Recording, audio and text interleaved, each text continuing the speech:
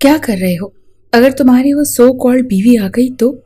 پھر وہ خود سے زین کو دور کرتے ہوئے بولی تھی، جو اس کے حسن پہ سرشار سا ہوتا اس کے مزید قریب سے قریب تر ہوتا جا رہا تھا۔ اس وقت زین ملک کے گھر میں موجود تھی، اس کے بیڈ روم میں۔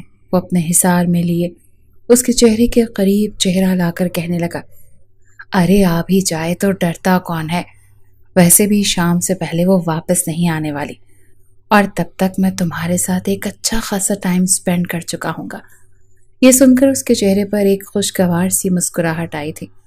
اپنے ہاتھ میں موجود کولڈ ڈرنک کا گلاس اس نے زین کی طرف بڑھایا۔ اپنے بالوں کو ایک ادا سے چھٹک کر اس نے زین کی آنکھوں میں دیکھا، جہاں پر اسے اپنے لیے خماری دکھائی دے رہی تھی۔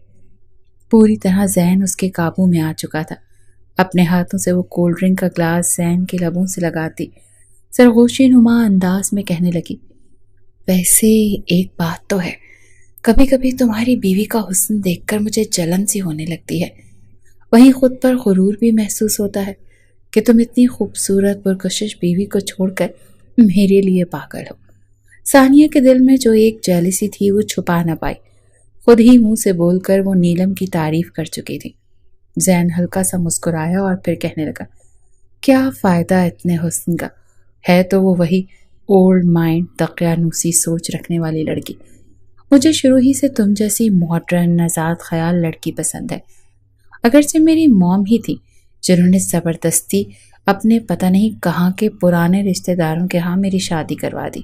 خیر مجھے اس سے کیا، امی دنیا سے گئیں اور میں آزاد ہو گیا۔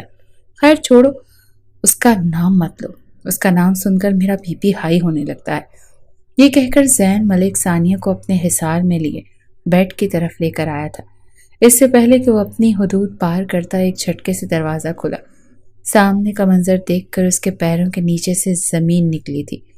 نیلم کہنے لگی، زین آپ یہ سب کچھ کیا کر رہے ہیں؟ آپ ایسا کیسے کر سکتے ہیں؟ گھبرائے ہوئے انداز میں نیلم اندر داخل ہوئی۔ ایک پل کو زین تھوڑا ہڑبڑایا تھا، فوراً اپنے آپ کو بیڈ کی چادر میں ثانیہ ڈھانپنے لگی، مگر نیلم کے اچانک آنے پر زین کے ماتھے پر بل پڑ چکے تھے۔ فوراً ثانیہ سے دور ہٹ کر کہنے لگا، تم تو شام کو آنے والی تھی نا؟ نیلم کو لگا جیسے آسمان اس کے سر پر ٹوٹ پڑا۔ دنیا میں شاید ہی کسی سے وہ اس قدر محبت اور اعتبار کرتی ہو جتنا وہ زین پہ کرتی تھی۔ آج تک نیلم زین کی ہر ایک ضد، اس کا غصہ صرف اس لیے برداشت کرتی آئی تھی کیونکہ اسے لگا تھا کہ اس کا شوہر صرف اور صرف اسی کا ہے۔ زین نیلم کے علاوہ کسی اور کو آنکھ اٹھا کر دیکھے گا بھی نہیں، مگر آج اپنی آنکھوں کے سامنے اسے کسی اور کی باہوں میں دیکھ کر اس کا سانس رکا تھا۔ آگے بڑھ کر اس نے ایک سناٹے دار تھپڑ ثانیہ کے منہ پر دے مارا۔ تمہاری ہمت کیسے ہوئی میرے کمرے میں آنے کی، میرے شوہر کے اتنے قریب ہونے کی؟ میں تمہارا منہ نوچ لوں گی۔ اس سے پہلے کہ روتی ہوئی نیلم اپنی حد پار کرتی، زین نے اسے بازو سے جھٹک کر ثانیہ سے دور کرتے ہوئے 2 تھپڑ ایک ساتھ اس کے گالوں پر مار دیے۔ بھاری بھرکم ہاتھ نیلم کے چہرے کو سرخ کر چکا تھا۔ اس کی آنکھوں کے آگے اندھیرا چھانے لگا۔ روتے ہوئے وہ زین کی طرف دیکھ کر کہنے لگی، زین یہ سب کچھ کیا ہے؟ میں تو آپ سے محبت کرتی تھی، آپ پر اندھا اعتبار کرتی تھی۔ مجھے لگتا تھا کہ ہر کوئی غلط ہو سکتا ہے مگر آپ نہیں۔ کیا کچھ نہیں کیا میں نے آپ کے لیے، اور آپ سے صرف ایک محبت ہی تو مانگی تھی، آپ کا پیار ہی تو مانگا تھا، مگر آپ نے اس لڑکی کے ساتھ، وہ بھی میرے ہی کمرے میں۔ نیلم پھوٹ پھوٹ کر رو رہی تھی جب زین ثانیہ کو اپنے سامنے کرتے ہوئے کہنے لگا، اوقات میں رہو تم، سمجھی؟ ہوتی کون ہو تم اس پر ہاتھ اٹھانے والی؟ ارے ہو ہی کیا تم؟ خود کو دیکھو، سر سے لے کر پیر تک خود کو دیکھو، اور پھر ثانیہ کو دیکھو۔ تم دونوں میں زمین آسمان کا فرق ہے۔ مجھے شروع ہی سے ایک ماڈرن اور آزاد خیال لبرل سوچ کی لڑکی چاہیے تھی، جو میرے ساتھ چلتی ہوئی اچھی لگتی، میرے دوست اس کی تعریف کریں، جب میرے ساتھ وہ چلے تو لوگ رشک بھری نظروں سے دیکھیں۔ مگر تم نے خود کو دیکھا ہے؟ لاسٹ ٹائم جب میں تمہیں اپنے فرینڈز گیدرنگ میں لے کر گیا تھا تو جانتی ہو میری کتنی بے عزتی ہوئی تھی؟ سر پر اسکارف لپیٹے اور پورے کپڑے پہنے تمہیں دیکھ کر ہی میرے دوست میرا مذاق اڑا رہے تھے کہ بھابھی تو لگتا ہے 90 صدی میں رہ رہی ہے، اس کو تو اس پارٹی میں لے کر آنا ہی نہیں چاہیے تھا۔ ہم تو سمجھ رہے تھے کہ تم انتہائی ماڈرن قسم کی لڑکی سے شادی کرو گے، مگر یہ کیا عجیب ہی کارٹون اٹھا کر لے آئے، کس گاؤں کی ہیں؟ نیلم بے یقینی سے اپنے شوہر کو دیکھ رہی تھی۔ کہنے لگی اچھا تو آپ کیا چاہتے ہو؟ اس لڑکی کی طرح میں آدھے آدھے کپڑے پہن کر آپ کے ساتھ آپ کے دوستوں کے سامنے اپنے جسم کی نمائش کرواتی، انہیں بتاتی کہ میں کس قدر حسین ہوں۔ میری ماں نے میری تربیت ایسی کی تھی کہ میں جب گھر سے باہر نکلوں تو مکمل پردے میں نکلوں۔ میرے ہاتھ میں اگر چوڑیاں ہوتی تھیں تو میری ماں میرے ہاتھ سے چوڑیاں تک اتروا دیتی تھی کہ جب تم باہر گلیوں سے گزرو تو تمہاری چوڑیوں کی کھنکار سے کوئی مرد تمہاری طرف متوجہ نہ ہو۔ اور آپ کیسے شوہر ہیں؟ میری ماں کہتی تھی کہ عورت مرد کی عزت ہوتی ہے، میاں بیوی ایک دوسرے کا لباس ہوتے ہیں۔ آپ کو تو خوش ہونا چاہیے تھا، فخر کرنا چاہیے تھا، ان دوستوں کو منہ توڑ کر جواب دینا چاہیے تھا کہ آپ کی بیوی با پردہ رہتی ہے صرف اور صرف آپ کے لیے۔ میری امی اس سے پہلے کہ نیلم روتی کچھ اور کہتی، اگلے ہی پل زین ملک دھاڑا کہ بس بھی کرو، کیا امی امی لگا رکھا ہے؟ تمہاری امی کی ایسی کی تیسی، امی نامہ کھول کر بیٹھ گئی ہو میرے سامنے، دفع ہو جاؤ، میری نظروں سے دور ہو جاؤ، کچھ نہیں سمجھتا میں تمہیں نیلم۔ نیلم روتے ہوئے بے بسی سے کہنے لگی کہ ذہن اپنی مری ہوئی ماں کا تو خیال کر لے، ان کو مرے ہوئے ابھی ایک ہفتہ بھی نہیں ہوا اور آپ یہ حقیقت دکھا رہے ہیں مجھے۔ نیلم کو تو اپنا دماغ چکراتا ہوا محسوس ہو رہا تھا۔ ثانیہ کس قدر ہٹ درمی سے اس کا بازو پکڑ کر کھڑی تھی جیسے وہ اس کی ملکیت ہو۔ جواب میں زین صاف الفاظ میں کہنے لگا کہ مجھے اس بات سے کوئی فرق نہیں پڑتا، میری ماں نے اپنی اولاد کا کتنا خیال کیا اور کتنی باتیں مانی ہیں، میں سب جانتا ہوں۔ ہر وقت وہ نیلم نیلم کا جاپ کرتی رہتی تھی، اگر انہیں میری اتنی فکر ہوتی نا تو تمہارے ساتھ میری شادی نہ کرواتی۔ سوگ تو تمہیں منانا چاہیے کیونکہ ان کے جانے کے بعد تمہارے قدم بہت جلد اس گھر سے اکھڑنے والے ہیں۔ شروعات تو ہو چکی ہے، بہت جلد میں تمہیں طلاق دینے والا ہوں، سمجھی؟ دفع ہو جاؤ اب اس گھر سے، بہتر ہے کہ خود ہی چلی جاؤ ورنہ دھکے مار کر میں تمہیں نکال دوں گا۔ اتنا کہہ کر وہ اسے دھکے مار کر اپنے کمرے سے تو نکال چکا تھا۔ نیلم کے منہ پر کمرہ بند ہوا اور وہ کمرے کے باہر ہی بیٹھ کر کتنی ہی دیر پھوٹ پھوٹ کر روتی رہی۔ اندر سے آنے والے قہقہے اور مذاق کی آوازیں سن کر نیلم مزید سسکیاں بھرتی رہ گئی۔ روتے ہوئے وہ لاؤنج میں بھی تھی، بڑی مشکل سے اس نے پانی کے 2 گھونٹ اپنے حلق سے اتارے تھے۔ شاید ایک عورت کے لیے سب سے اذیت ناک لمحہ یہی ہوتا ہے کہ وہ اپنی آنکھوں کے سامنے اپنے شوہر کو کسی عورت کے ساتھ اس طرح سے دیکھے۔ تقریباً 6 ماہ پہلے نیلم جاوید کا نکاح زین ملک سے ہوا تھا۔ نیلم فرخندہ بیوی کی بہن کی بیٹی تھی جو گاؤں میں رہتے تھے۔ بچپن سے ہی انہوں نے نیلم کا رشتہ مانگ رکھا تھا، مگر گاؤں اور شہر کے اس فاصلے نے زین کی عادات و اطوار میں بہت فرق کر دیا تھا۔ وقت کے ساتھ ساتھ نیلم بھی پڑھ لکھ کر موجودہ حالات کے تقاضوں کے ساتھ بدلی تھی، مگر جس قدر بدلاؤ زین ملک اپنی ہونے والی بیوی میں چاہتا تھا، نیلم اس سے کوسوں دور تھی۔ جب سے اس نے زین کو دیکھا تھا، زین کی محبت میں تو وہ جیسے گرفتار ہی ہو چکی تھی۔ ان 6 مہینوں میں نیلم نے اپنی ساس کی بھرپور خدمت کی، ان کے ساتھ اچھا رویہ رکھا، اچھی یادیں سمیٹی، جبکہ زین نے نیلم کو صرف اپنی ضرورت کے تحت ہی استعمال کیا تھا۔ اپنے کام سے اس سے کرواتا، اس پر حکم چلاتا، کبھی پیار سے اس کی جانب دیکھا تک نہیں۔ شاید روایتی مرد یہی ہوتے ہیں، یہ سوچ کر اب تک نیلم سہتی آئی تھی۔ کچھ دیر بعد کمرے کا دروازہ کھولا۔ ثانیہ تو پہلے ہی زین کو بھڑکا کر کہہ چکی تھی کہ دوبارہ جب میں اس گھر میں آؤں تو تمہاری یہ بیوی مجھے یہاں پر دکھائی نہ دے، اب تم صرف اور صرف میرے ہو، تم ابھی کے ابھی جا کر اسے طلاق دو گے۔ جب تمہاری ماں ہی نہیں رہی تو اس لڑکی کا اس گھر میں ہونے کا کیا فائدہ؟ نیلم ابھی بھی صدمے سے 2-4 وہیں پر بیٹھی تھی جب زین اس کے سامنے آ کر صاف صاف الفاظ میں کہہ دیا کہ نیلم، میں اپنے پورے ہوش و حواس میں تمہیں طلاق دیتا ہوں۔ ایک مرتبہ جب طلاق کا لفظ اس کے لبوں سے نکلا تو وہ اٹھ کر فوراً آگے بڑھی، زین کے سامنے ہاتھ جوڑ کر رو رو کر کہنے لگی کہ خدا کا واسطہ مجھے طلاق مت دو، میں کہاں جاؤں گی؟ مجھ پر یہ ظلم مت کرو، آپ جانتے ہو میرا آپ کے سوا اس دنیا میں اور کوئی نہیں ہے، مجھے لاوارث مت کرو۔ مگر زین اسے خود سے دور چھٹکتا 3 مرتبہ طلاق دے کر انتہائی نفرت سے کہنے لگا، نہ تمہارا وہ باپ، جاؤ نہ اس کے پاس، مگر جب دوبارہ میں اس گھر میں واپس آؤں تو مجھے تم اس گھر میں نظر مت آنا۔ زین ثانیہ کے ہاتھ میں ہاتھ ڈالے باہر جا چکا تھا، جبکہ نیلم کتنی ہی دیر بیٹھ کر وہاں پر روتی رہی۔ اپنے ہاتھ میں موجود اس نے ساری چوڑیاں اتار پھینکی تھی۔ روتے ہوئے اس نے اپنا سامان تو پیک کر لیا، مگر کہاں جاتی؟ کیا اپنے باپ کو کال کرتی یا ماں کو؟ ماں تو ویسے ہی اپنے دن اس گھر میں کاٹ رہی تھی۔ کچھ سوچتے ہوئے ہی صحیح نیلم نے کپ کپاتے ہاتھوں سے ایک نمبر ڈائل کر دیا۔ 2 مس کالز جانے کے بعد ہی فون اٹھا لیا گیا۔ نیلم کچھ بولی نہیں تھی، بلکہ پھوٹ پھوٹ کر رونے لگی تھی۔ مقابل موجود شخص جو صوفے پر ٹانگ چڑھائے بیٹھا تھا، پہلے ہی پریشان تھا۔ نیلم کو یوں روتا دیکھ کر ماتھے پر بل پڑ گئے۔ کہنے لگا، کیا ہوا نیلم، رو کیوں رہی ہو؟ سب خیر تو ہے؟ جواب میں نیلم روتے ہوئے کہنے لگی کہ بابا، مجھ پر قیامت ٹوٹ پڑی ہے، مجھے زین نے طلاق دے دی۔ یہ سن کر تو جاوید صاحب صوفے سے اٹھ کر کھڑے ہو چکے تھے۔ سامنے بیٹھا شخص بھی ان کے لیے حیران ہونے پر اپنی بھویں اچکا گیا۔ کیا کہہ رہی ہو تم؟ ہوش میں تو ہو؟ 7 ماہ تو ہوئے ہیں تمہاری شادی کو، اس نے تمہیں طلاق کیوں دی؟ تیری نیلم روتے ہوئے اپنے باپ کو بتانے لگی۔ کچھ دیر پہلے جو کچھ اس کی نظروں کے سامنے ہوا، جاوید صاحب بھی غصے میں آ چکے تھے۔ کہنے لگی، بیٹی تم فکر مت کرو، میں ابھی آتا ہوں اور تمہیں وہاں سے لے کر جاؤں گا۔ ایسے کیسے وہ تمہیں طلاق دے گیا؟ تم رکو وہیں پر، میں ابھی آ رہا ہوں، تم فکر مت کرو، تمہارا باپ ابھی زندہ ہے۔ نیلم جتنا حیران ہوتی اتنا کم تھا۔ اس نے کبھی سوچا بھی نہیں تھا کہ اس کا باپ اس کے لیے اس قدر محبت اور غیرت بھی دکھا سکتا ہے۔ وہ فون بند کر چکی تھی اور تقریباً 1.5 گھنٹے کے بعد جاوید صاحب اس کے پاس آ گئے تھے۔ روتی ہوئی اپنی بیٹی کو سینے سے لگا لیا اور کہنے لگے، بیٹی بس چپ ہو جاؤ، تمہیں تو شکر ادا کرنا چاہیے کہ تمہارا اس درندے سے پیچھا چھوٹ گیا۔ اچھا ہوا کہ اس نے خود ہی طلاق دے دی، ورنہ جو حرکت اس نے کی ہے اگر میں تجھے بتاتا تو تم خود ہی اس سے طلاق لے لیتی۔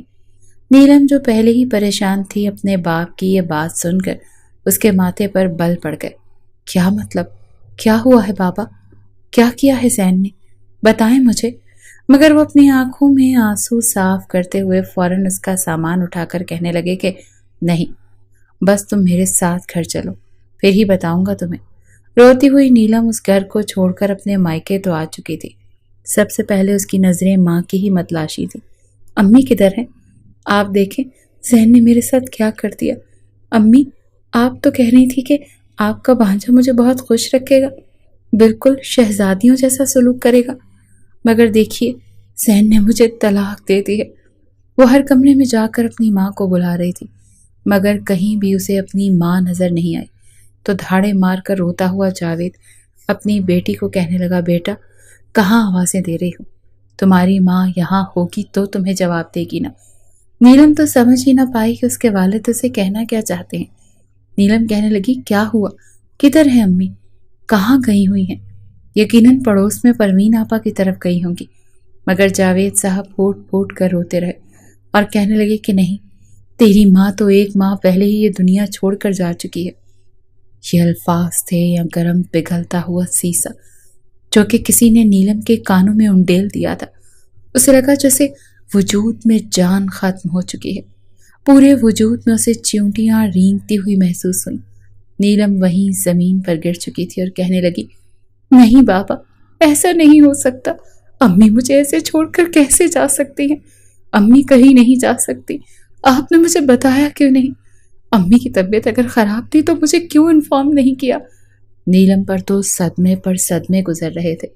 روتے ہوئے جاوید صاحب اس کے قریب آئے اور اسے اپنے سینے سے لگا کر کہنے لگے، بیٹا مجھے معاف کر دینا، میں نے اب تک تمہارے ساتھ بہت برا رویہ رکھا، مگر یقین مانو تمہاری ماں کے جانے کے بعد میں بالکل بدل چکا ہوں۔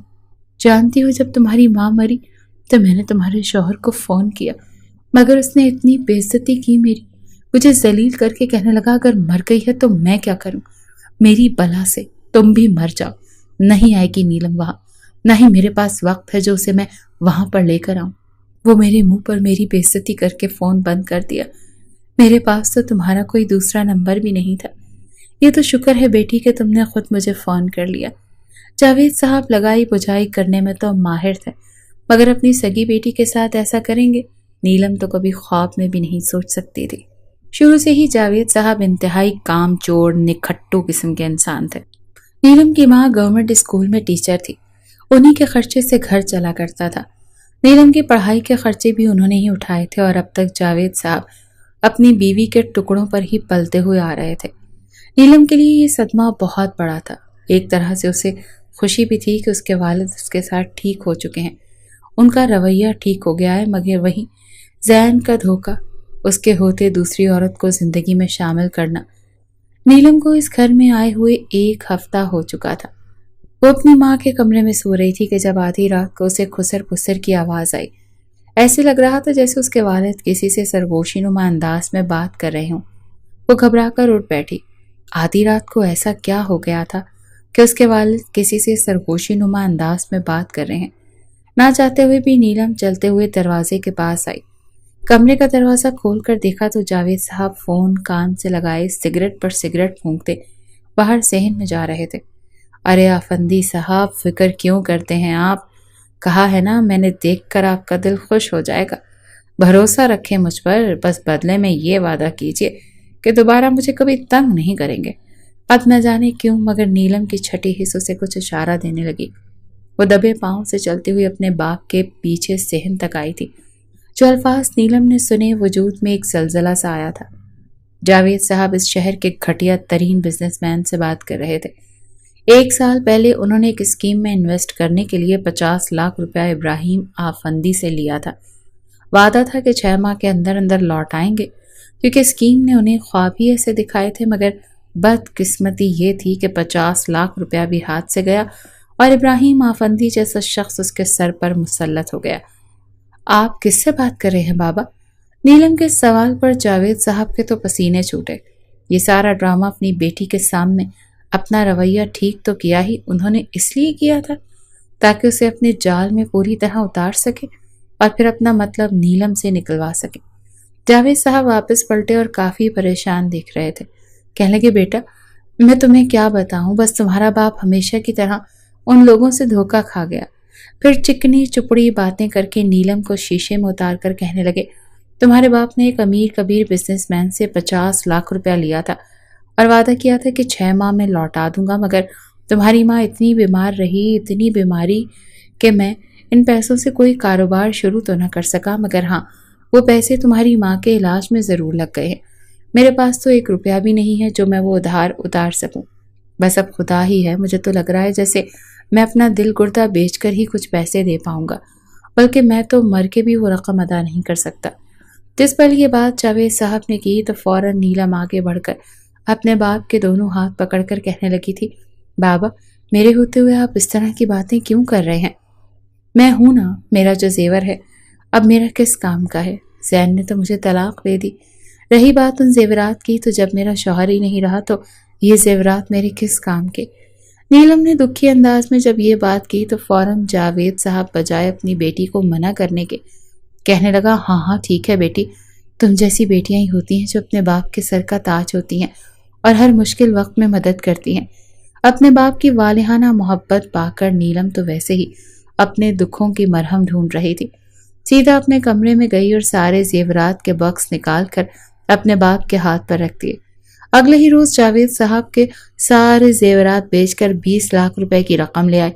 रकम लेते ही चेहरे पर एक तंजीमी मुस्कुराहट आई और हकारत भरे लहजे में कहने लगे, तो जैसी लड़की कौन बनाता है? अपनी बेटी।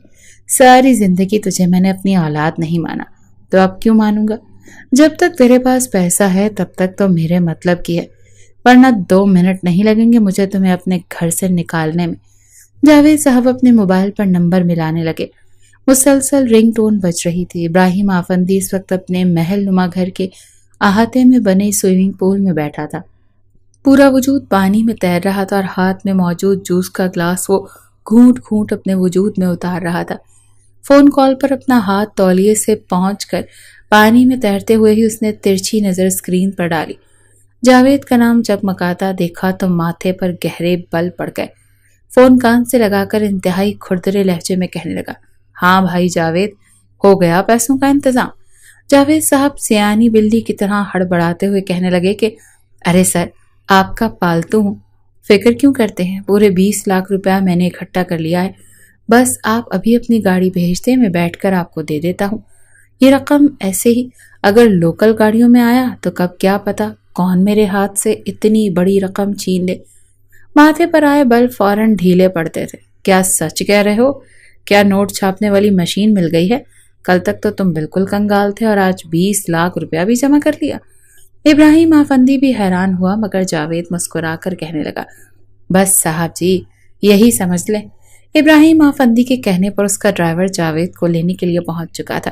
کچھ دیر بعد ہی پیسوں کے بیگ سمیت جاوید ابراہیم آفندی کے سامنے تھا، جو بڑا سا ٹال اپنے پورے وجود پر لپیٹے اس وقت سوئمنگ پول کے باہر موجود کرسی پر بیٹھا تھا۔ پیسوں کا بیگ اس کے سامنے رکھا تو ایک نظر ان پیسوں پر ڈال کر اپنی توڑی کھجاتے ہوئے ابراہیم آفندی کے کہنے لگا، ویسے ایک بات تو بتاؤ مجھے، پیسے تمہارے پاس آئے کہاں سے؟ حد درجے کا گھٹیا جاوید مسکرا کر کہنے لگا، ارے صاحب جی میری بیٹی آ گئی ہے نا طلاق لے کر، شوہر نے جتنا بھی سونا دیا تھا سارا ساتھ لے کر آئی ہے، سب کچھ بیچ کر یہ 20 لاکھ روپے بنے ہیں، بس آپ خوش رہیں میری خیر ہے۔ مگر ہاں سر جی، نئے پلازے میں 20% پروفٹ میرے حصے میں آنا چاہیے، 20 لاکھ دے چکا ہوں اور لاکھ کا مزید انتظام کر رہا ہوں۔ جب سے ابراہیم آفندی نے جاوید کو خواب دکھائے تھے وہ اسے نئے بننے والے پلازے میں 20% پروفٹ پر حصے دار رکھے گا، تب سے جاوید صاحب اس کے پیچھے پڑ چکے تھے۔ ایک مرتبہ پھر اس کے منہ سے سن کر فوراً ابراہیم آفندی کے تیور بدلے، غصے سے پیسوں سے بھرے بیگ کو ٹھوکر مار کر کہنے لگا، سمجھتا کیا ہے خود کو؟ تیرے پیسے میں کھا جاؤں گا، ہضم کر لوں گا؟ ارے ایک منٹ میں لاکھوں روپے کما رہا ہوتا ہوں میں، اور تم اپنے 20 لاکھ دے کر کیا سمجھ رہے ہو؟ جاوید صاحب کا گریبان تھا اور ابراہیم آفندی کا ہاتھ۔ عمر میں وہ اس کے باپ کی عمر کا تھا، مگر کوئی تمیز اور کوئی لحاظ نہیں تھا جب وہ ان کا کرتا۔ جاوید تو فوراً ہڑبڑا کر صفائیاں پیش کرنے لگا، مگر اسے جھنجھوڑ کر کہنے لگا، 30 لاکھ مجھے کل کی کل چاہیے۔ اگر کل تک مجھے 30 لاکھ نہ ملے تو سمجھو تمہارے یہ 20 لاکھ روپے بھی کچرے میں گئے، اور ساتھ تمہاری یہ پارٹنرشپ بھی۔ جاوید جو کب سے ابراہیم آفندی کی باتیں بھی سنتا آ رہا تھا اور اس کی ڈانٹ ڈپٹ بھی کھاتا آ رہا تھا، مارے غصے کے بپھر ہی اٹھا۔ سارے لحاظ ایک طرف رکھ کر بیگ کے باہر گرے ہوئے پیسوں کو اٹھانے لگا، بیگ میں ڈال کر اسے کہنے لگا کہ یہ کیا طریقہ ہے سر جی؟ ایک تو میں آپ کو بتا رہا ہوں کہ اپنی بیٹی کا زیور بیچ کر میں 20 لاکھ لایا ہوں، آپ چاہے مجھے 20% پر نہ رکھیں، جو یہ 20 لاکھ روپیہ میں لایا ہوں اس کے مطابق ہی مجھے پارٹنرشپ پر رکھ لیں۔ آپ جیسے امیر لوگوں کی نظر میں تو ان پیسوں کی کوئی قدر نہیں ہوتی۔ میں 100 بسم اللہ کر کے آپ کا نام لیتا ہوں، آپ کی عزت کرتا ہوں، آپ ہر بار مجھے کتوں کی طرح ذلیل کر رہے ہوتے ہیں۔ بھاڑ میں گیا آپ کا یہ پلازا اور ساتھ ہی آپ کی پارٹنرشپ، ان پیسوں سے تو میں اپنا کوئی چھوٹا موٹا کاروبار شروع کر لوں گا۔ ایسی ذلالت سے تو اچھا ہے کہ یوں عزت دیتے ہو جیسے ذلیل کر رہے ہو۔ اس چیز سے بپھر کر جاوید بول تو چکا تھا، مگر ابراہیم آفندی نے اگلے ہی پل 2-4 تھپڑ جاوید کے منہ پر جڑ دیے۔ فوراً سیکیورٹی اہلکاروں کو بلا کر کہنے لگا، لے جاؤ اسے اور بند کر دو اسٹور روم میں، بہت چلا رہا ہے نا یہ، اب تبھی اسٹور روم سے نکلے جب اس کی ہڈیاں سرما بن چکی ہوں گی۔ 2 ٹکے کا ملازم میرے سامنے زبان چلاتا ہے۔ تو سیکیورٹی اہلکاروں نے پہلے تو جاوید کو بے تحاشا مارا، پورے گھر میں اس کی چیخوں کی آوازیں گونج رہی تھیں، اور پھر اسے گھسیٹ کر گھر کے پچھلے حصے میں موجود خالی کوارٹر میں بند کر دیا۔ رات بہت ہو گئی تھی۔ نیلم بار بار گھڑی کو دیکھتی اور پھر موبائل پر کال کرتی، کہاں رہ گئے ہیں بابا، ابھی تک آئے نہیں؟ خود سے ہی بڑبڑاتی یہ 20ویں مرتبہ کال کر رہی تھی جب لاؤنج میں آتے ابراہیم آفندی کی نظر اس فون پر پڑی۔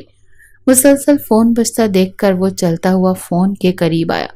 اسکرین پر نیلم نام جگمگا رہا تھا، نہ جانے کیوں، مگر یہ نام پڑھ کر اس کے چہرے پر ایک مسکراہٹ سی پھیلی، اور پھر فون آن کر کے کان سے لگایا۔ بابا کدھر ہیں آپ؟ کتنی دیر کر دی آپ نے، ابھی تک آپ اس شخص کے پاس ہیں؟ مجھے گھر میں بڑی الجھن ہو رہی ہے، دل میں بار بار گھبراہٹ محسوس ہو رہی ہے، ایسے لگ رہا ہے جیسے کچھ غلط ہونے والا ہے، سب خیر تو ہے نا؟ اس کے اندر تک سرشار کر دینے والی آواز سن کر ابراہیم آفندی تو ایک پل کو بت سا بن چکا تھا۔ یہ آواز، یہ لہجہ اس کی سماعتوں میں رس کھولنے لگا۔ جس کی آواز اتنی خوبصورت تھی، نہ جانے وہ خود کتنی خوبصورت ہوگی۔ فون پر بار بار وہ ہیلو ہیلو کر رہی تھی، گلا کنکار کر ابراہیم آفندی کہنے لگا، آپ جاوید صاحب کی بیٹی بات کر رہی ہیں؟ نیلم کچھ متذبذب سی ہوئی اور کہنے لگی، جی میں نیلم ہی ہوں، مگر آپ کون ہیں؟ پاپا کدھر ہیں؟ وہ ٹھیک تو ہے نا؟ اسے گھبرایا ہوا دیکھ کر ایک شیطانی مسکراہٹ چہرے پر سجا کر کہنے لگا، نہیں وہ تو بالکل بھی ٹھیک نہیں ہے، ان کی طبیعت بے حد ناساز ہے، میرے ہی گھر میں ہے، آپ پلیز جلدی آ جائیے، بار بار آپ کا ہی نام پکار رہے ہیں، میں آپ کو لوکیشن بھیج رہا ہوں۔ نیلم کے تو ہاتھ پیر پھولنے لگے تھے، فون سننا تھا کہ اس نے ایک لمحے کی دیر کیے بغیر فوراً آٹو کیا اور اس کے بتائے ہوئے ایڈریس پر پہنچ گئی۔ بڑی سی چادر اپنے گرد لپیٹے وہ بھاگتے ہوئے اس محل نما گھر میں داخل ہوئی۔ سامنے لاؤنج میں بیٹھے اس شخص کو دیکھ کر ایک پل کو نیلم کے قدم لڑکھڑائے تھے۔ اتنا بڑا گھر اور شان سے بیٹھا ہوا ابراہیم آفندی، 28 سالہ ابراہیم آفندی ٹانگ پر ٹانگ چڑھائے 3 پیس سوٹ پہنے اپنا انگوٹھا ٹوڑی پر اور جبکہ شہادت کی انگلی کن پٹی پر رکھے گویا اسی کا انتظار کر رہا تھا۔ بڑی ہوئی شیو اور بالوں کو جل سے پیچھے ہٹاتے ہوئے جیسے ہی اس کی پہلی نظر نیلم پر پڑی تو جیسے وہ اسے دیکھتا ہی رہ گیا۔ ارے واہ، جاوید صاحب کی کیا بیٹی ہے! آپ کی مگر اس کی بدقسمتی ہے کہ اسے آپ جیسا بے غیرت باپ ملا۔ نیلم بھاگتے ہوئے اس شخص کے پاس آئی تھی، حواس باختہ ہو کر کہنے لگی، کہاں ہے میرے بابا؟ بتائیں نا پلیز، میں اپنی ماں کو تو کھو چکی ہوں لیکن اپنے باپ کو نہیں کھونا چاہتی۔ اس لڑکی کی معصومیت دیکھ پہلی ہی نظر میں ابراہیم آفندی کو کچھ ہوا تھا۔ سوچ رہا تھا کہ یہاں پر جاوید کی بیٹی آئے گی تو اس کے ساتھ انتہائی برا سلوک کرے گا۔ وہ ایسا ہی تھا، انتہائی اکڑو اور سڑیل مزاج۔ وہ دونوں باپ بیٹی کو اس بدتمیزی کی سزا دینا چاہتا تھا، مگر نیلم کو دیکھ کر اس کا غصہ جھاگ کی طرح بیٹھ گیا۔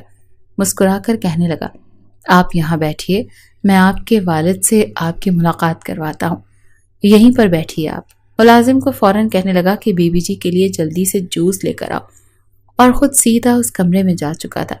سیکیورٹی اہلکاروں نے تو مار مار کر جاوید کا سرخ چہرہ کر دیا تھا۔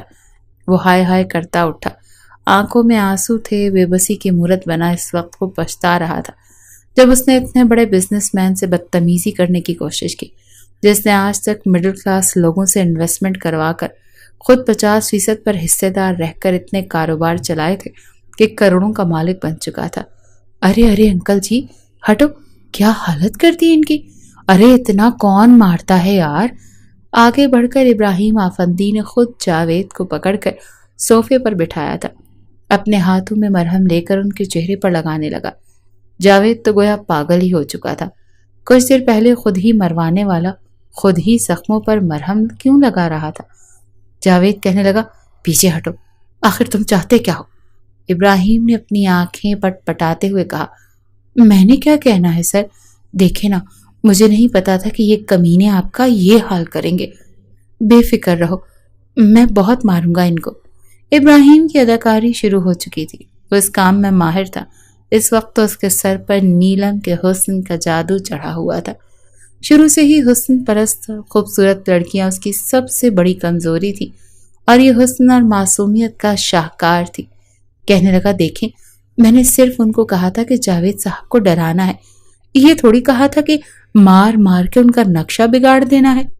جاوید کہنے لگا کہ مجھے تم سے کوئی تعلق نہیں رکھنا، بس میری رقم واپس کر دو، میں خود کچھ نہ کچھ کر لوں گا۔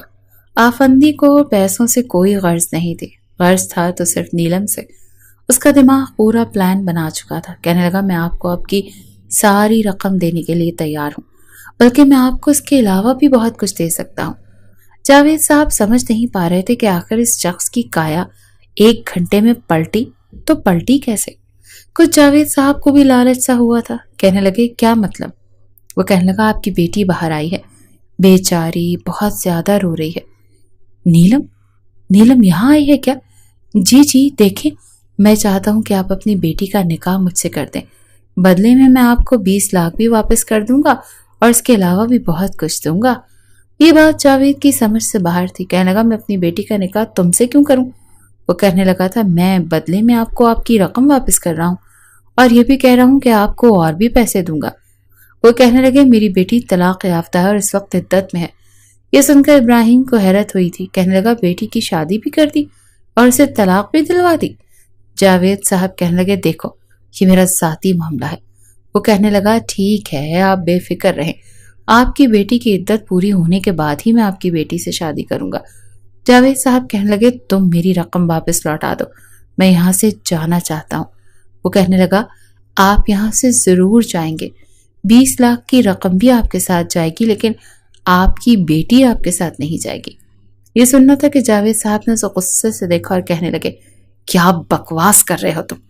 اس سے پہلے کہ وہ کچھ اور کہتے، ابراہیم آفندی نے اپنی جیب سے بندوق نکالی اور اس کے سر پر تان دی اور کہنے لگا اگر تم اپنی خیریت چاہتے ہو تو چپ چاپ پیسے اٹھاؤ اور چلتے پھرتے نظر آؤ۔ اگر باہر جا کر اپنی بیٹی کے سامنے کچھ بھی کہا یا میری کسی بات سے اختلاف کیا تو دیکھو جان سے تو میں تمہیں مار ہی ڈالوں گا اور تمہاری بیٹی پھر بھی میرے ہی پاس رہے گی اور یہ 20 لاکھ کی رقم بھی رکھ لوں گا۔ تمہارے ہاتھ کچھ نہیں آئے گا پیارے۔ اگر تجھے اپنی زندگی پیاری ہے نا تو پھر وہ کر جو ابراہیم آفندی چاہتا ہے۔ جاوید صاحب کے تو ہوش اڑ گئے تھے، وہ سوچ بھی نہیں سکتے تھے کہ ابراہیم آفندی اتنا کمینہ اور گھٹیا نکلے گا۔ جو بھی تھا لیکن جاوید صاحب کو اپنی زندگی بہت عزیز تھی۔ پھر نیلم شروع ہی سے ان کے لیے کوئی خاص اہمیت نہیں رکھتی تھی۔ بیٹی تھی، بیٹی سے پیار بھی تھا، لیکن ایسا بھی نہیں تھا کہ وہ اپنی جان بیٹی پر قربان کرتے۔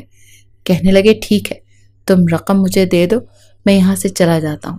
وہ کہنے لگا اپنی بیٹی سے تم کیا دو، تمہاری زندگی اس وقت خطرے میں ہے۔ بہت سے لوگ تمہاری جانی دشمن بن چکے ہیں، بہت سے لوگوں کا تم نے پیسہ اتارنا ہے، اس لیے نیلم کی زندگی بھی خطرے میں سے خالی نہیں ہے۔ اسی لیے نیلم یہاں رہے گی میرے پاس، کیونکہ یہاں وہ زیادہ محفوظ رہ سکتی ہے۔ ابراہیم آفندی نے جاوید صاحب کو اپنا اگلا لاہ عمل بتایا تھا۔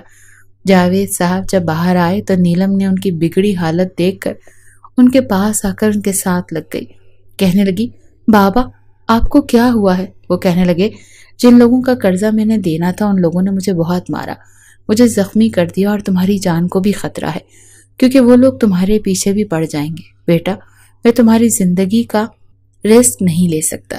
ابراہیم آفندی میرا قابل اعتبار دوست ہے اور میں چاہتا ہوں کہ تم اس کے پاس رہو، یہاں تمہاری اچھی حفاظت ہو سکتی ہے۔ وہ کہنے لگی بابا آپ کی جان کو بھی تو خطرہ ہے۔ وہ کہنے لگے ابراہیم ہے نا، یہ اپنے خاص لوگوں کو میرے ساتھ رکھے گا تاکہ میں دشمن نقصان نہ پہنچا سکے، لیکن میں تمہارے معاملے میں ذرا بھی لاپرواہی نہیں کرنا چاہتا، اسی لیے تم یہاں رہو، جیسے ہی خطرہ ختم ہو جائے گا میں تمہیں یہاں سے لے جاؤں گا۔ جاوید صاحب نے وہی کہا تھا جو ابراہیم آفندی چاہتا تھا۔ جیسے ہی جاوید صاحب وہاں سے واپس گئے 20 لاکھ کی رقم ادا کر دی گئی تھی، البتہ نیلم ابراہیم کے پاس ہی تھی۔ سمجھ نہیں پا رہی تھی کہ اتنے بڑے بنگلے میں اب تک اسے صرف وہی ایک عورت نظر نہیں آ رہی تھی۔ یہاں تو ابراہیم آفندی تھا، یہاں پر اس کے گارڈز، اسے کوئی بھی عورت نظر نہیں آئی تھی۔ وہ لاؤنج میں بیٹھی رہی، کچھ دیر بعد ابراہیم آفندی اندر آیا اور کہنے لگا آپ آئیے، میں آپ کو آپ کا کمرہ دکھا دوں۔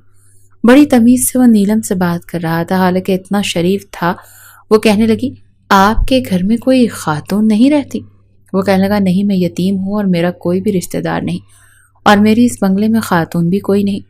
وہ کہنے لگی پلیز آپ کسی ملازمہ کو گھر پر رکھ دیں، میں کمفرٹیبل محسوس کروں گی۔ وہ کہنے لگا جی کیوں نہیں، میں کل ہی کسی ملازمہ کا انتظام کر دوں گا۔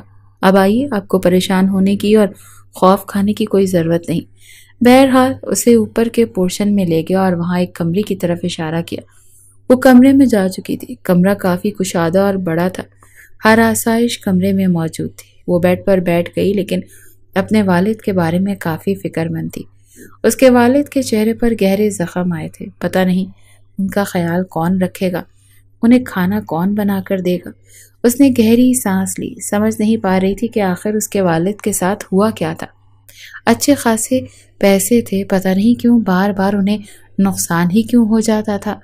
بہرحال وہ بیڈ پر لیٹ گئی، زندگی نے اسے کہاں سے کہاں لا کر پہنچا دیا۔ ابھی بھی زین کا خیال اس کے ذہن سے نہیں جا رہا تھا۔ کتنی محبت کرتی تھی وہ اس سے، کتنا بھروسہ کرتی تھی زین پر، لیکن کتنا بڑا دھوکہ دیا تھا اس نے۔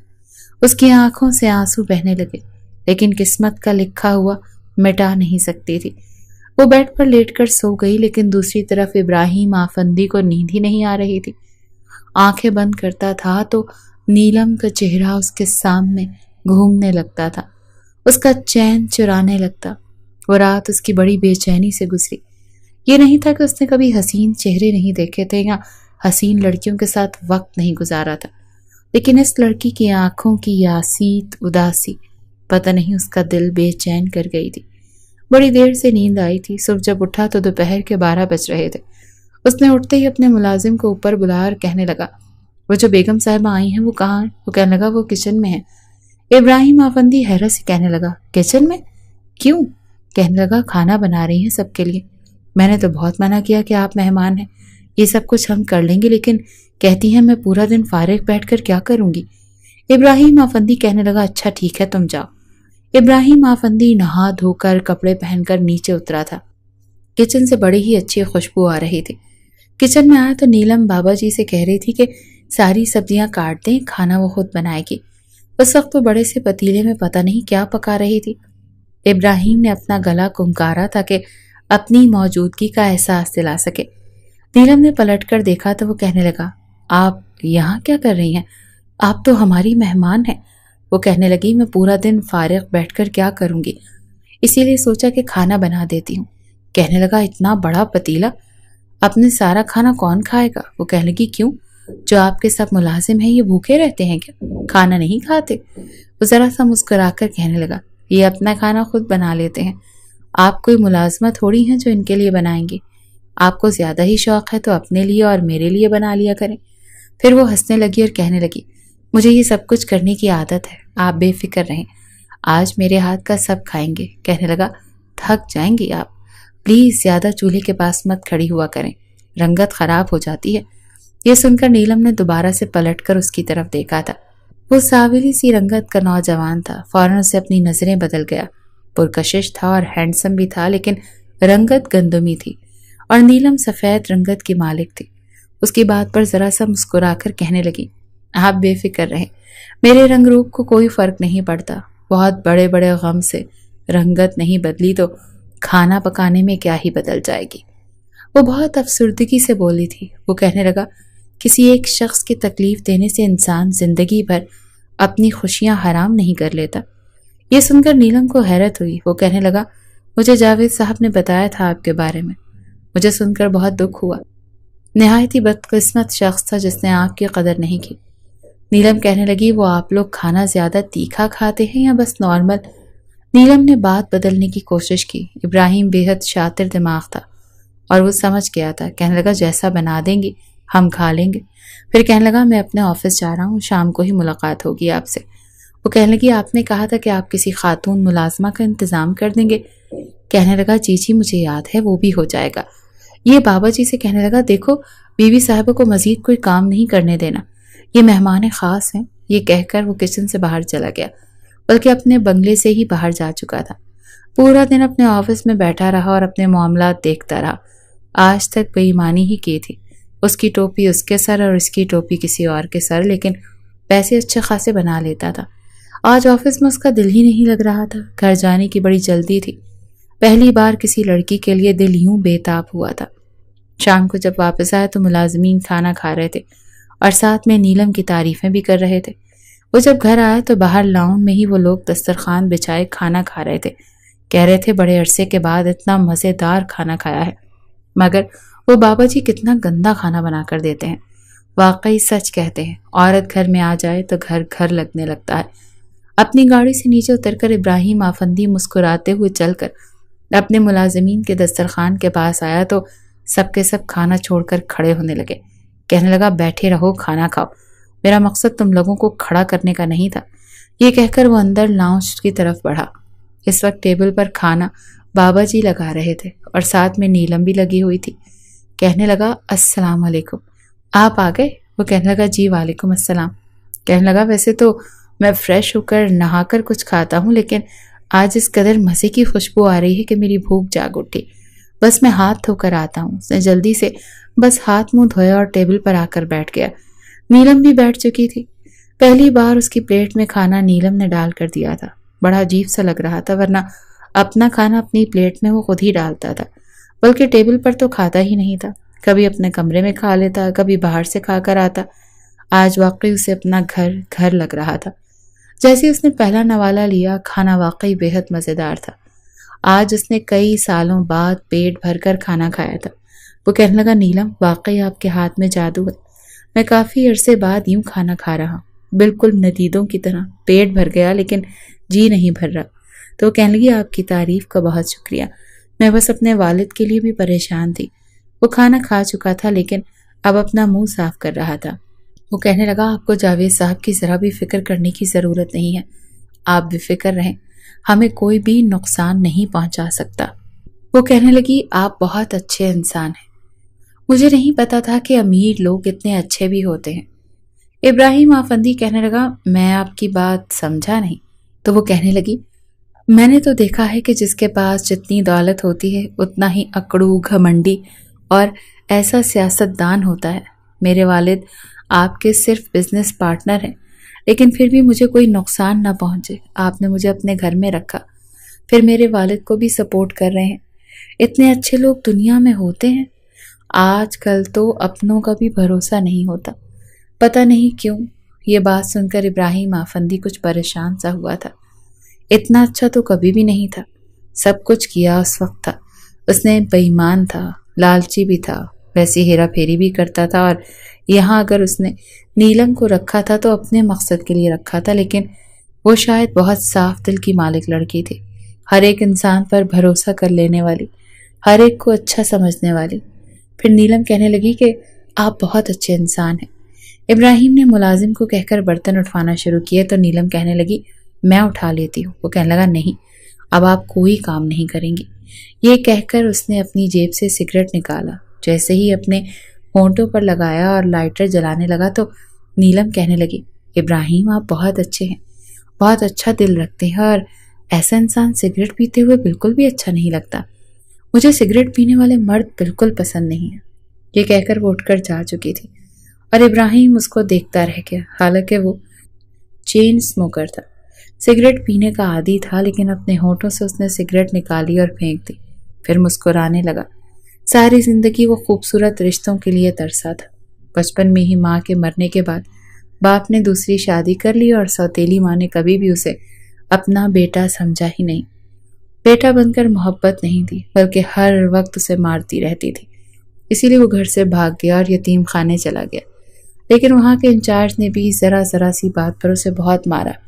ایک دن یتیم خانے سے بھی بھاگ گیا، سڑکوں پر گاڑیاں صاف کرنے لگا، کام کرنے لگا، لیکن گاڑی صاف کروانے والے مالکان گاڑی صاف کروا لیتے لیکن پیسے نہیں دیتے، اسے دھکا دے کر وہاں سے نکل جاتے۔ اسی لیے جب اسے یہ پتا چلا کہ ایمانداری کی کوئی قیمت نہیں تو اس نے چوری چکاری شروع کر دی۔ وہ لوگوں کے پیسے چوری کر کے بھاگنے لگا اور اسے یہ کام سب سے زیادہ آسان لگتا۔ آہستہ آہستہ وہ چوری اور ہیرا پھیری کرنے میں ماہر ہو چکا تھا۔ پہلے چھوٹی چھوٹی چوریاں، پھر بڑی بڑی، یہاں تک کہ گھروں میں بھی ڈاکے ڈالنے جاتا تھا۔ موت کا خوف اسے ہوتا ہے جس کے پیچھے کوئی رونے والا ہو، اور ابراہیم آفندی کے پیچھے کوئی نہیں تھا۔ آہستہ آہستہ اس نے کاروبار میں اپنی دھاک بٹھانی شروع کر دی۔ جب لوگوں پر اس پر اعتبار کرنے لگے تو وہ ان کے اچھے خاصے پیسوں کا نقصان سنا دیتا۔ اس طرح اس نے ہیرا پھیری کر کے دولت اکٹھی کی تھی۔ جاوید صاحب کے ساتھ بھی اس نے ایسا ہی کرنے کی کوشش کی، لیکن نیلم کو دیکھ کر پہلی ہی نظر میں اس پر اپنا دل ہار بیٹھا۔ ایک بار اسے رات کو نیند نہیں آ رہی تھی، اسی لیے اٹھ کر اپنے کمرے سے باہر چلا آیا تاکہ لاؤنج میں کھلنے والی گیلری میں جا کر ٹھنڈی ہوا میں سگریٹ پی سکے۔ اب وہ نیلم کے سامنے سگریٹ نہیں پیتا تھا، لیکن جیسے ہی اپنے کمرے سے باہر آیا تو دیکھا لاؤنج میں وہ نماز پڑھ رہی تھی، حالانکہ رات کے 2 بج رہے تھے۔ اس وقت تو کوئی بھی نماز نہیں ہوتی، شاید تہجد پڑھ رہی تھی۔ اس کے بعد اس نے دعا کے لیے ہاتھ اٹھائے تو سسکیاں بلند ہونے لگیں۔ اس کی سسکیوں کو سن کر ابراہیم کو کچھ ہوا تھا۔ اسے سمجھ نہیں آ رہی تھی کہ وہ کیوں رو رہی ہے۔ پھر دماغ میں آنے لگا شاید اپنے شوہر کے طلاق دینے پر یوں بے بسی سے رو رہی ہے۔ عورت چاہے جیسی بھی ہو لیکن کبھی بھی طلاق نہیں چاہتی، اور طلاق کے بعد اپنے آپ کو بے بس سمجھتی ہے کہ اس کی کوئی غلطی تھی۔ اس نے گہری سانس لی اور اس کے پیچھے جا کر کھڑا ہو گیا۔ جیسے ہی وہ رو دھو کر اللہ کے سامنے اپنے دل کا بوجھ ہلکا کر کے جائے نماز طے کر کے پلٹی تو سامنے ابراہیم کو ہاتھ باندھے کھڑے دیکھا تو گھبرا سی گئی۔ وہ کہنے لگا، آپ اس وقت رو کیوں رہی تھی؟ تو وہ کہنے لگی، میں آپ کو اس بات کا جواب دینا ضروری نہیں سمجھتی۔ یہ کہہ کر وہ اپنے کمرے میں جانے لگی تو ابراہیم کہنے لگا، نیلم، ہو سکتا ہے میں آپ کا مسئلہ حل کر دوں۔ غم بانٹنے سے ہلکا ہو جاتا ہے۔ آپ مجھ سے اپنے دل کی بات کہہ سکتی ہیں۔ وہ کہنے لگی، آپ میرا غم نہیں بانٹ سکتے۔ میں اپنے رب سے کہتی ہوں تو میرا دل ہلکا ہو جاتا ہے۔ مجھے کسی انسان پر وہ بھروسہ کرنے کی اب ضرورت محسوس نہیں ہوتی۔ یہ کہہ کر وہ اپنے کمرے میں جا چکی تھی۔ وہ بھی اپنے کمرے میں آ گیا، لیکن نیلم کی باتیں اسے دکھ پہنچاتی تھیں۔ وہ چاہتا تھا کہ وہ بے تکلف ہو کر اسے اپنے ہر غم کہہ دے، لیکن وہ ایک تکلف کی دیوار اپنے اور اس کے بیچ قائم رکھتی تھی۔ 2 مہینے گزر چکے تھے۔ وہ کئی بار اپنے باپ کا پوچھ چکی تھی، لیکن جاوید صاحب تو ایسے گئے کہ پیچھے پلٹ کر پوچھا تک نہیں۔ ابراہیم نے انہیں فون بھی کیا، لیکن ان کا فون بھی بند تھا۔ پھر اس نے اپنے گارڈ کو بھی جاوید صاحب کے پیچھے بھیجا۔ وہ کہنے لگا، اس لڑکی کے والد دبئی جا چکے ہیں اور 1 ماہ گزر چکا ہے۔ ابراہیم کو سمجھ نہیں آتی تھی کہ آخر اس کا باپ ہے کیا؟ پہلے ہی اتنا نقصان کر چکا ہے اور اب 20 لاکھ لے کر دبئی چلا گیا۔ یہ وہاں پر بھی اپنے پیسوں کی بربادی پھیر لے گا۔ نیلم نے پھر سے پوچھا تو وہ کہنے لگا، بابا میرا فون نہیں اٹھا رہے، آپ کی بات ہوئی ان سے؟ تو وہ کہنے لگا، جی ضروری کام سے دبئی گئے ہیں، آ جائیں گے، آپ فکر مت کریں۔ اس کی عدت بھی 1-1.5 ماہ میں ختم ہونے والی تھی۔ وہ چاہتا تھا کہ جلد از جلد نیلم سے شادی کی بات کرے، لیکن ہمت ہی نہیں کر پا رہا تھا۔ ڈر لگ رہا تھا کہ کہیں وہ انکار نہ کر دے۔ لیکن جیسی اس کی عدت پوری ہوئی تو جاوید صاحب بھی واپس آ چکے تھے۔ آتے ہی انہوں نے ابراہیم کے گھر کا رخ کیا۔ وہ کہنے لگی، میری بیٹی کی عدت پوری ہو چکی ہے، تم بتاؤ تمہارا آگے کیا پروگرام ہے؟ وہ کہنے لگا، میں اس سے نکاح کرنا چاہتا ہوں۔ جاوید صاحب نے کہا، تو مجھے اس کا کیا فائدہ ہوگا؟ وہ کہنے لگا، آپ کو اپنی بیٹی کی قیمت چاہیے؟ آپ کی بیٹی انمول ہے، یوں مجھ سے پیسے مانگ کر کیوں اس کی اہمیت کو میری نظر میں گرانا چاہتے ہیں؟ میں آپ کی مالی مدد ویسے ہی کر دوں گا، لیکن جو آپ کر رہے ہیں وہ ٹھیک نہیں ہے۔ وہ کہنے لگے کہ مجھے اس وقت پیسوں کی سخت ضرورت ہے۔ ابراہیم کہنے لگا، میں آپ کو لاکھوں روپے نہیں دوں گا، کیونکہ مجھے پتا ہے کہ آپ کہیں نہ کہیں پھر برباد کر دیں گے۔ ہاں، میں آپ کو ماہانہ خرچہ دے دیا کروں گا، اس سے آپ کا اچھا گزر بسر ہو سکے گا۔ وہ کہنے لگے، ٹھیک ہے، تم نیلم سے کب نکاح کرنا چاہتے ہو؟ تو وہ کہنے لگا، پہلے اخلاقی طور پر آپ اپنی بیٹی سے پوچھ لیں، پھر مجھے کوئی اعتراض نہیں، میں چند دن میں سب کچھ ارینج کر لوں گا۔ لیکن جب جاوید صاحب نے نیلم سے بات کی تو وہ کہنے لگی کہ اسے شادی ہی نہیں کرنی ہے، کسی سے بھی شادی نہیں کرنا چاہتی۔ جو زخم اسے زیادہ ملے ہیں سبھی تک تو وہ انہی سے بھر نہیں پا رہی، اور وہ پھر ایک نئے مرد کو اپنی زندگی میں شامل نہیں کر سکتی۔ اس کے والد کہنے لگے، ہر مرد ایسا نہیں ہوتا۔ تو وہ کہنے لگی، میں اب پھر آزماؤں، میں ایک اور مرد کو؟ بابا، میں کسی کو نہیں آزمانا چاہتی، آپ مجھے لے کر یہاں سے چلے جائیں نا، میں کیسے کسی اجنبی کے گھر میں رہتی رہوں؟ اور اب آپ اسی اجنبی سے میری شادی کا کہہ رہے ہیں؟ میں یہاں پر 1 منٹ نہیں رہنا چاہتی۔ ابراہیم باہر کھڑا ساری باتیں سن رہا تھا۔ اسے تو لگا تھا کہ نیلم کبھی بھی انکار نہیں کرے گی، کیونکہ اس نے اس 4 مہینے اس کا بہت خیال رکھا تھا۔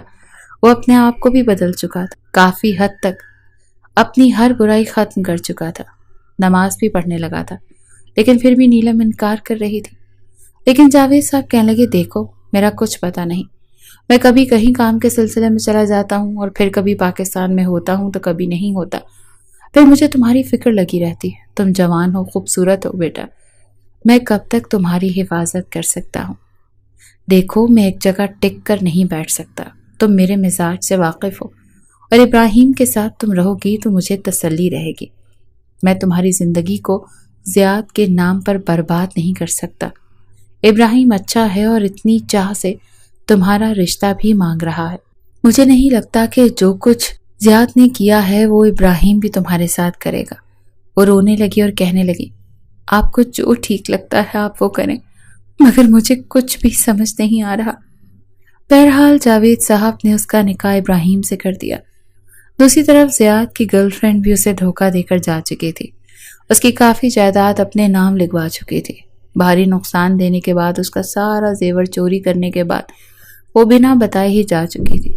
زیاد کو اب جا کر نیلم کی قدر ہوئی تھی کہ وہ اسے کتنا خیال رکھتی تھی اور کتنی مخلص تھی، لیکن واپس جانے کے سارے دروازے تو وہ خود ہی بند کر چکا تھا۔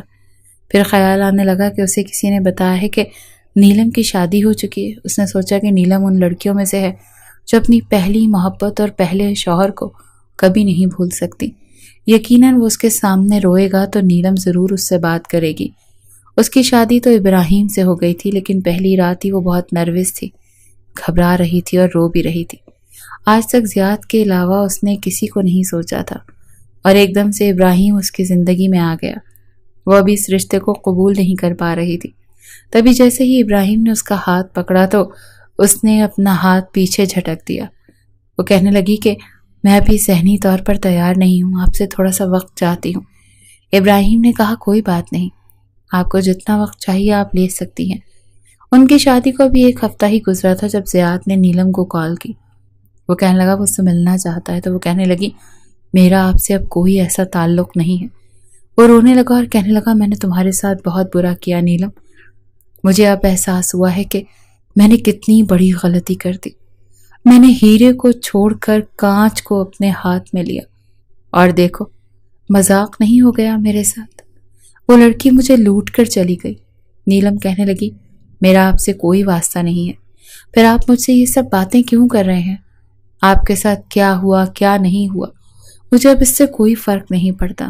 وہ کہنے لگا میں جانتا ہوں تم اب بھی مجھ سے محبت کرتی ہو، عورت اپنی پہلی محبت کبھی نہیں بھول سکتی، اور تم چاہو تو ابھی بھی ہمارے پاس ایک راستہ موجود ہے۔ تم اپنے شوہر سے طلاق لے لو، میں تمہیں محبت دوں گا اور دنیا کی ہر خوشی دوں گا۔ تم اپنے شوہر سے طلاق لے کر مجھ سے شادی کرو۔ وہ کہنے لگی آپ نے مجھے کیا سمجھ رکھا ہے، یا آپ رشتوں کو کیا سمجھتے ہیں؟ شادی کوئی گٹا گٹی کا کھیل ہے؟ جب آپ کا دل چاہے آپ توڑ دیں، اور جب آپ کا دل چاہے آپ مجھ سے یہ توقع رکھیں۔ ابراہیم جیسا بھی ہے جو بھی ہے میرا شوہر ہے، اور میں کبھی بھی اسے دھوکہ نہیں دے سکتی۔ براہ کرم آئندہ مجھے فون مت کیجیے گا۔ یہ کہہ کر اس نے اپنا موبائل بند کیا۔ ابراہیم پیچھے ہی کھڑا اس کی بات سن رہا تھا۔ پہلے تو بات سن کر ڈر گیا تھا کیونکہ کہیں واقعی وہ زید کی باتوں میں آ کر اسے چھوڑ نہ دے، لیکن وہ ایک اچھی اور باوفا لڑکی تھی۔ جیسے ہی نیلم پیچھے پلٹی تو ابراہیم کو دیکھ کر گھبرا گئی۔ وہ کہنے لگی وہ میرے دوست کا فون تھا۔ تو وہ کہنے لگا مجھے پتا تھا کس کا فون ہے، آپ کو کچھ بھی بولنے کی ضرورت نہیں۔ نیلم رونے لگی اور کہنے لگی میں نے اسے نہیں کہا تھا، پتہ نہیں اس نے میرا نمبر کہاں سے حاصل کر لیا، مجھے کیوں فون کیا؟ میں اس کے ساتھ نہیں رہنا چاہتی، نہ ہی آپ کو دھوکہ دینا چاہتی ہوں۔ اس نے نیلم کو دونوں ہاتھ پکڑ لی اور کہنے لگا میں جانتا ہوں آپ بہت اچھی ہیں، آپ اتنی اچھی ہیں کہ آپ کو دیکھ کر میں نے اپنی زندگی سے ہر برائی کو ختم کرنا شروع کر دیا تھا۔ میں آپ پر شک نہیں کر سکتا نیلم۔ یہ کہہ کر اس نے باقی کے فاصلے بھی ختم کیے۔ نیلم رونے لگی اور کہنے لگی مجھے بس یہی ڈر لگ رہا تھا کہ کہیں آپ مجھ پر شک نہ کریں۔ عورت کے لیے بہت مشکل ہوتا ہے گھر بسانا اور بسائے رکھنا۔ ابراہیم اس کے ماتھے پر بوسہ دینے لگا اور کہنے لگا بے فکر ہو جاؤ، میں تمہیں اپنی آخری سانس تک بھی نہیں چھوڑوں گا۔